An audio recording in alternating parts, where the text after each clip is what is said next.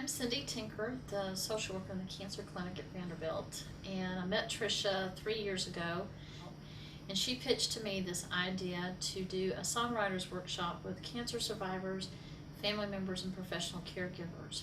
And the idea is to have a workshop of teaching these group of folks how to write lyrics to a song about their experience with cancer. And what happens in a 2-evening back-to-back workshop of Tricia teaching through technique and format, and then providing the opportunity for these folks to put their stories on paper, putting it to lyric and rhyme, and then she has about a day and a half to put music to all these 12, 14 songs that have been written.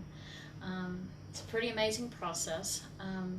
To see folks that are very apprehensive and anxious and nervous, and then Tricia just has an incredible gift of putting people at ease as she talks through technique and format.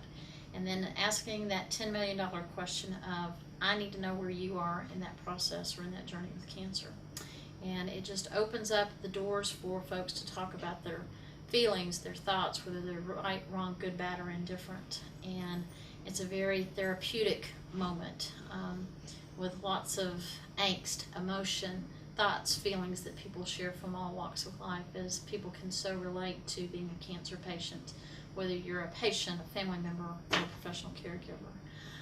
Through that, then Tricia puts music to all these songs that have been written, and we bring in her musician counterpart, Bill Sinclair, who comes from Baltimore, and he will accompany Tricia on harmonica, electric guitar, saxophone, do background vocals. They'll rehearse that afternoon and do the concert that evening. And we record the concert, put it on a CD, and we have it as a legacy for folks. We use the concert as a fundraiser for the Caring Hearts Fund, which is a fund that we have in the cancer clinic. And it's to assist patients who financially may be evicted from their homes or have utilities shut off. We don't charge for the concert. It's open to people in the community. And as a result, we take a donation at the end, and all that money goes back into the Caring Hearts Fund. And it's a fund that got started 5 years ago. This is the 3rd year that we've done this project, and hope to be able to see it live on. Many years ago, back in the mid-90s, I was asked to write a song for a particular breast cancer luncheon called Reach to Recovery. A friend of mine asked me to write a song. I wrote a song for it called What a Wonderful Day, and performed the song at the event. People really liked it, and the publishing company where I worked at the time, we recorded a demo for it. And about 2 weeks after we recorded it, we began to just give a few copies away. The ladies that actually participated in the function that day were the background singers of the session. They were not professional singers, but we brought them in, and they sang with great gusto because they really had something strong to sing about. And over the years, there was a real grassroots movement using this song called What a Wonderful Day at different cancer events, Relay for Life, Race for the Cure, Making Strides. And it was at a relay event. I met a woman in Virginia who was a social worker for a cancer resource center there called Hawthorne. And she wanted to try something different, and I was telling her about a program here in Nashville that the Country Music Hall of Fame does called Words and Music, where they take elementary school kids who have written lyrics, they send them into the Hall of Fame, and then several of the Nashville professional songwriters will put music to them, and then they come together on a field trip, and the children get to hear their songs performed.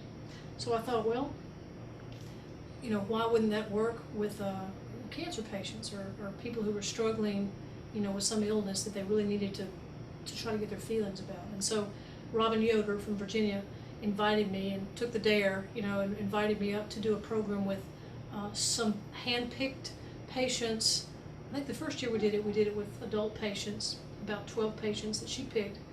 And we went through a 2-day workshop, and then I would spend about 24 to 36 hours frantically writing music to about a dozen songs, and then we put on a concert at the end of their workshop.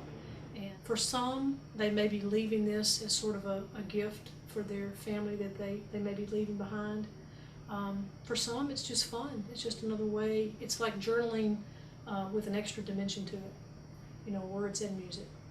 As a songwriter, who tried for many, many years, and had a good moderate amount of success here in Nashville as a commercial songwriter. You know, no big #1 radio singles, but I have found that workshops like this and workshops that we've done with children, anything that can help a person try to express what their heart is feeling on paper, and I get to be a part of that, is a joy and a privilege. People are very kind to compliment me, but then I tell them that I don't cook very well, so this is my gift, and I enjoy using it. It's a very sensitive and serious thought to think about some of the people that are in this workshop this year may not be here next year.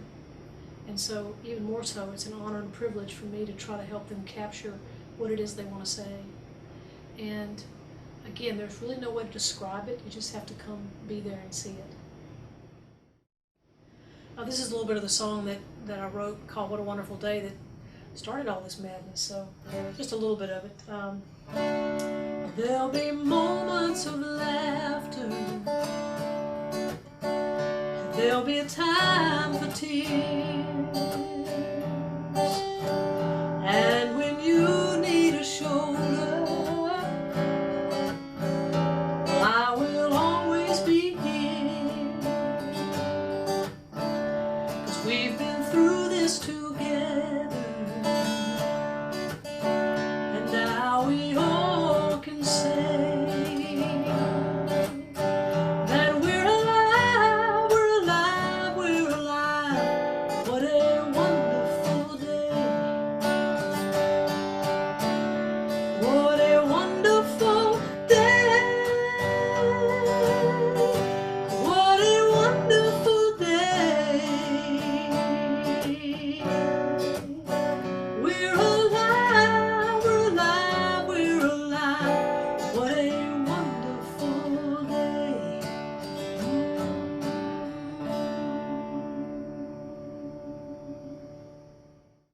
Hi, I'm Tim Keogh, and I have a year ago moved back to Nashville, Tennessee. I'm a native Nashvilleian, but have been living the last 21 years up in Louisville, Kentucky, and a year ago decided it was time to come home.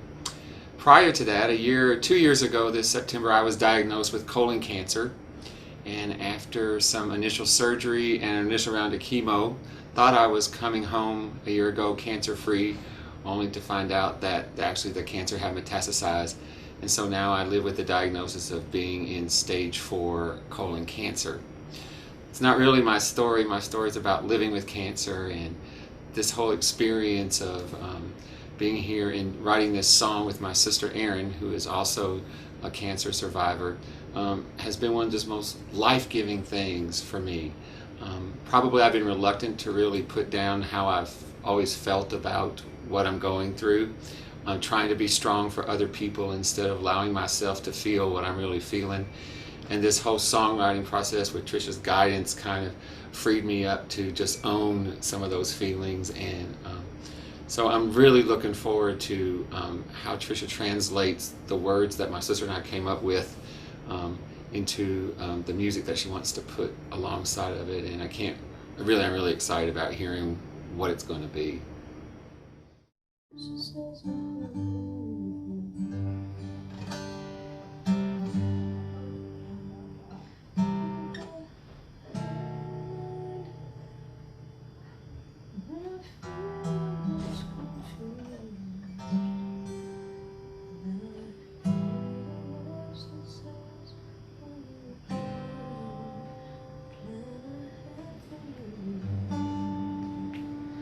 This is a lyric that a brother and sister team were working on, and you can probably see that it's scratched all over the page. So which I like, because I like to have sort of the initial scratchings. I think there's some real the initial information typically is in those first few things you write down. So even though this is somewhat their final draft, there's still some notes here from some edits that were made, and so I'm kind of jumping around the page, but their main idea, it looks like that they chose to write a song that has like 3 different vignettes, 3 different verses that reflect, like the first verse the brother is speaking about his experience. The second verse, the sister is speaking about her experience. In the third verse, they're really kind of trying to speak to their friends and family and people that have been supporting them. So there's 3 different little vignettes, and so I asked them to try to write a short refrain that would follow each verse to tie the whole thing together.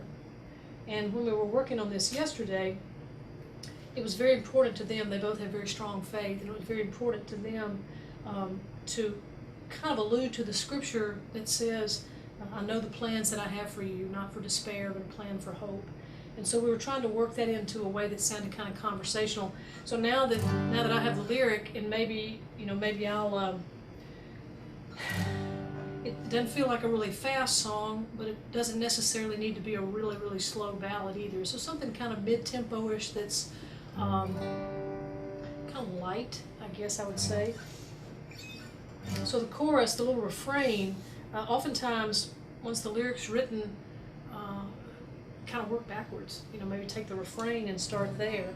So the refrain, the lyric is, "This isn't what I had in mind, but when I'm most confused, I hear the voice that says, I know the plan I have for you," which is a reference to the scripture that I want to put in here. So it might be something like, and don't hold me to this, it may change, but this isn't what I had in mind, but when I'm most confused, I hear the voice that says, I know the plan I have for you. Some kind of almost James Taylorish, something that's just kind of easy to listen to. Now I don't know where we're going to go on the verses. It depends on a lot of that. I'll have to spend some time trying to determine kind of what the meter of the lyric is. Lyric has meter on its own. We talked about that in our lecture part, and that will really determine how I craft the melody. The lyric for the first verse: thinking back on the brother I imagined myself to be, the hero, broad-shouldered, firmly rooted oak tree. Lying here so wasted, it's a chore just to get up and pee. Why is it the family history had to get its start with me? So there is kind of a flow there, and so I'll just have to spend some time finding a good melody that matches up with that before we go back into that refrain. This isn't what I had in mind, but when I feel I'm most confused, then I hear the voice that says, I